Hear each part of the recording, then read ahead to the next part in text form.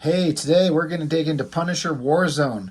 John Romita Jr. was honestly the only reason I was really picking this up. I mean, I liked the Punisher. There'd been some books that I'd read with him that I really enjoyed, but it just I was talking about this recently with some people that in a way like the Punisher kind of is it's kind of limited. I mean, how many times can you write the same story of the revenge driven hero whose family was murdered, he's doing a war on crime? I mean, you're going to just be writing the same stuff over and over and over. And the initial concept of the Punisher, like the core idea, is absolutely solid. But again, how do you just keep writing him forever and ever and ever and then not start getting bored? So you change it and do something wild and different with the character, but then it's not the same character anymore. I don't know what you do. So, it was Punisher, Warzone, number one. It's a big deal, right? The cover, look at this. The classic, they call it die cut cover. I think I've only ever had two of these in my life, this one and Wolverine 50. I honestly think they're kind of fun. It's an interesting cover. Makes it feel kind of unique and special. I don't know if it's worth the dollar amount price. I mean, a $2.25 book for 1992 is expensive as hell. Right now, a book like this would come out. It costs probably $6. So I kind of like it. I've got, for whatever reason, I only ever picked up the first two issues that I recall. I couldn't find any more of them. I guess there might be some, but these are the ones I've got. These are the ones I could find, and why not? Let's look at issues 1 and 2. Let's kick it off, kicking open the die-cut cover to issue 1. And, sorry, I got things falling off my table here. Anyway, and then I kind of like this interior.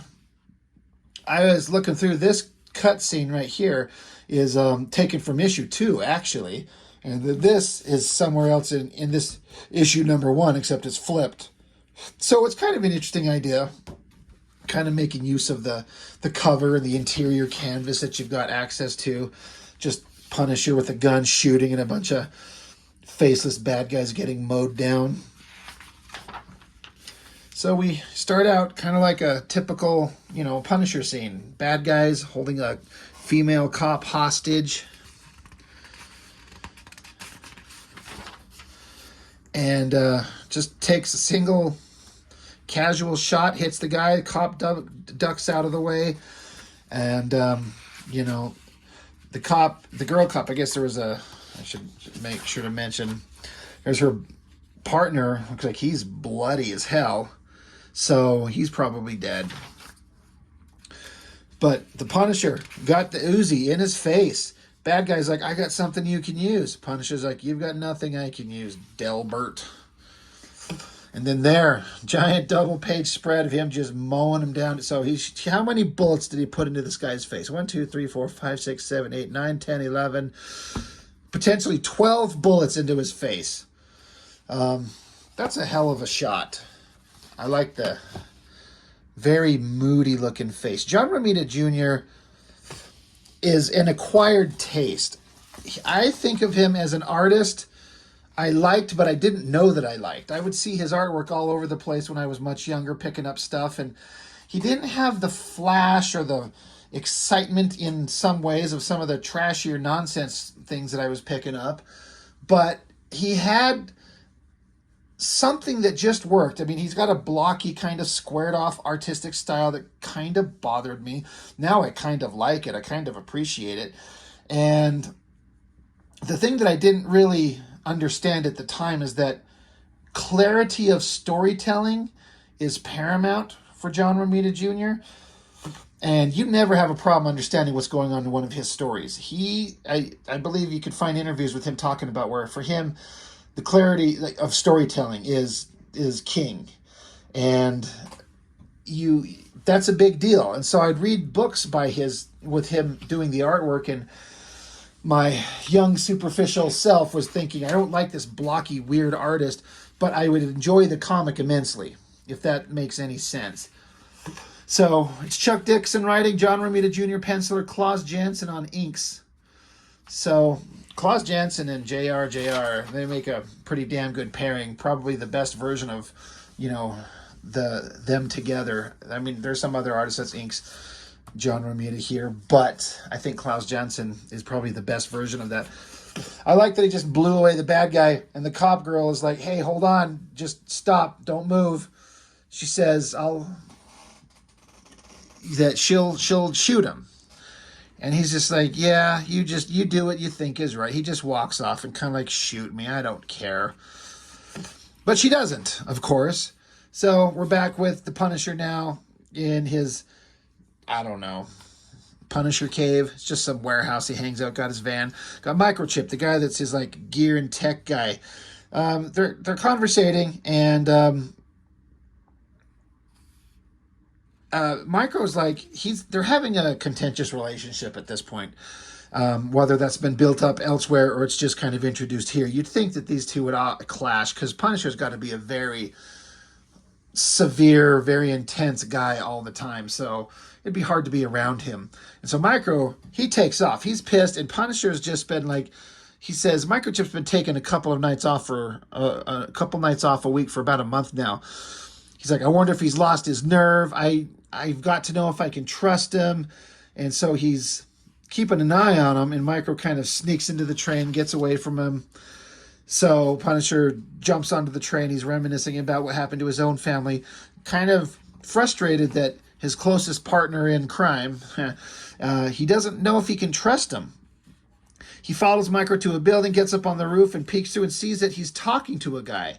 Micro's put on a fake beard, so he's kind of disguised, and whoever he's talking to is taking notes. And Punisher's thinking he can't read his lips through the phony beard, so he's like, shit. My best, most trusted partner in my war against criminals, he's doing something I don't like, I don't know, I don't trust. And so, sometime later, Micro comes home, got the gun out, creepy lighting, creepy coloring. He's like, Micro, what are you doing? Who you talking to? What's going on? And Micro's pissed as hell. He's like, you could just ask me. You don't have to sneak around. Punisher's like, no, I need to know. I got to give it to Romita. The details on the guns look fantastic. I love them. He obviously has referenced what he's looking at here, and they look believable. I think that's a must-have for a Punisher comic book. If you're going to have him packing around all these real-world guns, they got to look believable. And they do. So, but Micro basically admits to Punisher, since he's cornered, he's like, I'm going to a psychoanalyst, a shrink. I have to talk to somebody about my son, who's been killed. And so Punisher's like, yeah, do you tell him about me? Because Micro's like, I can't just bury the pain and be like a soulless monster that you are. I have to talk to somebody. Micro's done. He's like, I've had enough of this. I'm done protecting your secrets. If that's all that matters, if you can't trust me, I can't stay here. I'm gone. I'm out of here. I'm done. So Micro takes off, leaving Punisher on his own. Punisher throws a little fit and slams some tables around, and there's that scene from the opening of the book. That shot right there. Just kind of empties his gun into windows and boxes. He's having a little Punisher fit. He's like, Micro will be back. His thirst for vengeance is still there. He needs more scar tissue, is what he says. Then it gets into some stuff that kind of becomes much less interesting to me. It's like criminals in Colombia, drug dealers, this type of nonsense. It's the type of thing that Punisher would go after or follow up on if he needed to. But it's just, I don't know. I'm a little bit less interested. There's this other vigilante guy, Shotgun is his name. Very original. I mean, he's not carrying a shotgun, but his name is Shotgun. I feel like this is supposed to be a riff on like Rob Liefeld and Cable. I mean, some bad motherfucker carrying a giant gun, got the same like butts of rifles sticking up behind each shoulder right there. I just feel like this is a gag on Liefeld. It kind of has to be. Got Cable or Shotgun. I don't know. It's kind of silly, but that's fine. And then the story just progresses. More criminals doing a bunch of criminal shit. They're trying to get away after stealing a bunch of money. They're running out to get into a car. Oh, guess what? Who's on the scene? Big double page shot of Punisher just unloading on him Uzis and machine guns and grenade launchers. He's even saying that he's like, he hits them hard, maybe too hard. Fires a grenade, blows up the cars, but he's like, I'm trying to make a point here. And then he grabs one of these guys, knocks his ass out, and drags him back. Now, this is one of the... I remember reading this scene and thinking it was one of my most favorite scenes in the book. It was extremely memorable. I remembered this scene in this comic book for years, and I couldn't even remember what book it was in. If I was forced to tell you, I'm like, it's some Punisher book. I don't know which one. Was it Punisher War Journal #1? I don't know. But... and they took this scene and put it into the Thomas Jane Punisher movie. He's got the bad guy strung upside down. He's threatening him. And he's like, you need to tell me what I need to know. And so he gets out like a torch, sparks it. It's burning. And then he goes behind him. And he says, it won't hurt at first. It's too hot. It sears the nerve endings. You'll smell burning meat, and then it'll hurt. And the guy starts screaming his fucking guts out. But you see that the Punisher, he's got just a cold, like a ice cream bar in his hand. He's touching him with the cold in his back, and he's using the torch to fry some meat. So he's tricking him. He's not actually hurting him. Now, I would argue that the Punisher would actually do exactly what he was going to do, or really do this for real, unless this guy's kind of innocent, but he's got some information. He doesn't really want to hurt him. But it's enough to scare him into like, Jesus, God, before you do any more damage, I'll tell you what I know. And then Punisher's like, hey, look, it's not how much it hurts, it's how much you think it will hurt. And he takes that ice cream bar and shoves it in his mouth. So that method of scaring the guy, freaking him out by telling him what he's going to do, going out of sight and just touching him with something freezing cold. Like, if you don't know and you're scared, something freezing cold might be interpreted as burning hot. Like, you don't know. Really scary, really creepy, really interesting. And I love that they put that into the movie. I watched that and I'm like, this Thomas Jane Punisher movie sucks shit comparatively to how it should be. But this, I was like, oh, well, that's kind of funny. That's interesting. So well done. Then it cuts back to he got some information. He decides to go undercover. So I don't know. You can't really tell. He's got a little ponytail, like a little douchebag ponytail on the back of his head. I don't know if he grew a ponytail or what. But so I mean, it was fine. I wasn't blown away. This interesting like reverse negative image of the cover. That's something, that's an interesting vibe. It's like, oh, look what we can do with the computer. And then an interesting thing to take this big double page spread from the beginning of the book. Let's get back to it. You know what? That's not the same image. The drawing is completely different. The textures on the face. See, like the Punisher skull here is just flat white. This has got some line work on it. I wonder if he redrew it. I wonder if he drew this first as like a single page splash and they said, hey, no, do it a double page splash or something. That's interesting. I wonder what the hell's going on. Not the same pose, same idea, but not the same drawing. Very interesting. I'd love to see the original black and white to this. So, oh yeah, it's also front and back cover, so I guess we could show that. Uzis and bullets spraying around everywhere. It's fine. Let's see, is there anything interesting in issue 2? I don't know. We're going to find out. The cover's pretty cool. I like him tossing the grenades. That's pretty slick. But he's just undercover. He's infiltrating the bad guys. Of course he is. Another double page spread to open up the book. I think it's funny. I don't know that I would draw these bullets ejecting out of the guns in such a uniform manner. Like, I'd have them more spread out more chaotically, because those things don't eject in a fine, even line. They kind of can go flying everywhere. I've never fired a fully automatic gun, but I've fired a semi-automatic AR-15 and an AK-47 before. Pop, pop, pop, pop, pop, pop, pop. And those bullets just go every which direction. Pretty damn fun. I highly recommend if you get a chance. I highly suggest you try it. But, you know, he's joining up with some bad guys to go fight some other bad guys. That's great. Just kind of typical, like, I don't know, criminal, drug lord, bad guy shit. A lot of shooting and murdering and killing. I remember years ago when I was trying to draw my own comics, I would look at a lot of John Romita Jr. comics because he had this way of making a thing look achievable, kind of like the way Rob Liefeld's art looks achievable, but it's so much more complicated. But it also feels like I can get this. Like, here's a guy in an office, and it's just basically a straight-on one-point perspective shot, flat straight-on angle of the table, the boxes, the lines, flat here, and then coming at a perspective angle this way.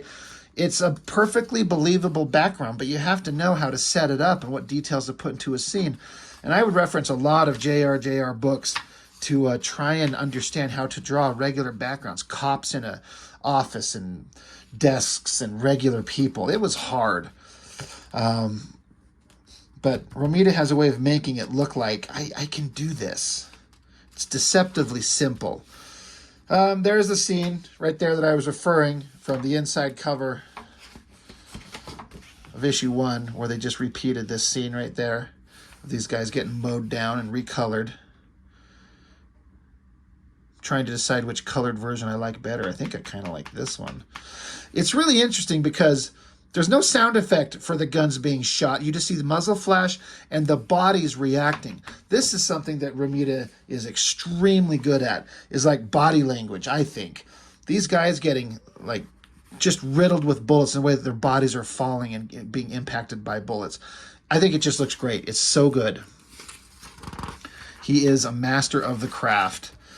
You know, it's just more like cheesy action 80s movie nonsense kind of going on here is what it feels like. You know, the hero's undercovers, getting in with the bad guys. Kind of like the coloring kind of scheme going on here. That's interesting. There's our bad guy shotgun again. Big belts of bullets, and now he's actually holding a shotgun, so at least he's, you know, living up to his namesake.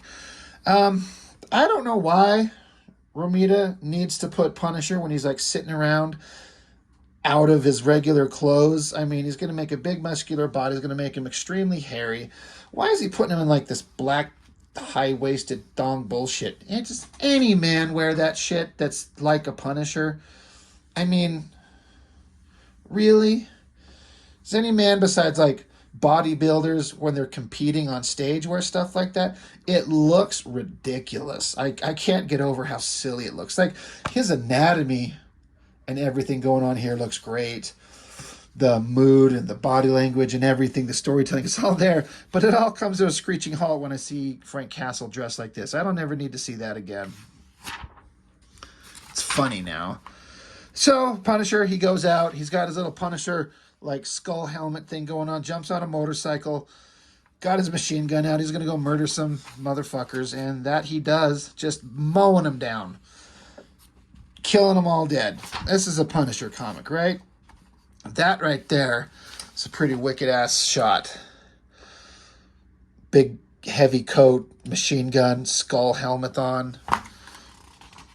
It's pretty awesome. And then a giant shot of that motorcycle. I kind of feel like the front wheel is way too small, and like the engine block on that bike is way too big, and it's just something is kind of weirdly shaped about it, but the energy and excitement's there. So, and you know, he's looking at a real engine, like it's got some believable, you know, design to it. It's like he knows what he's designing here. It's a pretty good side shot. Punisher mowed him down. He stole something from them, probably money. Bad guys are pissed. And Punisher's like, he's working on a way to get in with the people, and like the hot naked girl that's there, he's like, yeah, I'll work on that. Something to that effect. I don't know. I probably ended my collecting of this there. It's just, The story it's fine, but it's just not enough to keep me that interested. It's just I don't know. I don't know if I care. But artistically, always fun, always an adventure. John Romita never disappoints us. Always something interesting to look at. So, it's worth it if for nothing else than that. So I guess that's all I've got for this one. Leave a comment, leave a like, subscribe, share it with your friends, all that silly stuff. I hate saying it. I almost never do. I'm getting enough traction just by people organically finding my channel and wanting to do it. And I appreciate everyone who's joined up. It means a lot. So thank you very much. So that's everything I've got for now, and I'll see you next time.